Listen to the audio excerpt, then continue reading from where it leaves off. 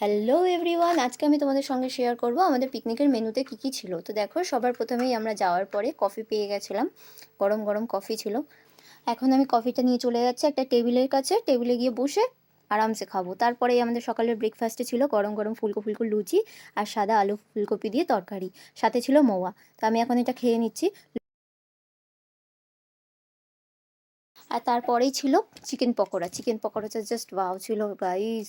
দেখো, জাস্ট ধোয়া, ওটা গরম ছিল, ভীষণ গরম। আমি মুখে দেওয়ার সাথে সাথে আমার গালে লেগে গেছিলো। তারপরে ছিল আমুদি মাছ ফ্রাই। এটা আমি অবশ্য পুরোটা খাইনি, একটা খেয়েছিলাম জাস্ট তোমাদের দেখানোর জন্য।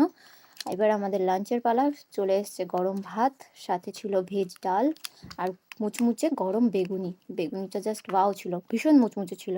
তারপরে ছিল স্যালাড, সাথে আমি যেহেতু মাটন খাই না, তাই আমার জন্য আর আমার একটা কলিগের জন্য ছিল চিকেন, বাকিদের জন্য ছিল মাটন।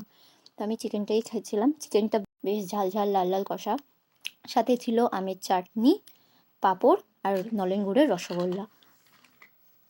তো আজকের ভিডিওটা এতটুকুই। ভালো লাগলে অবশ্যই লাইক সাবস্ক্রাইব করে দিও। নেক্সট ব্লগ নিয়ে খুব তাড়াতাড়ি দেখা হবে। Bye bye.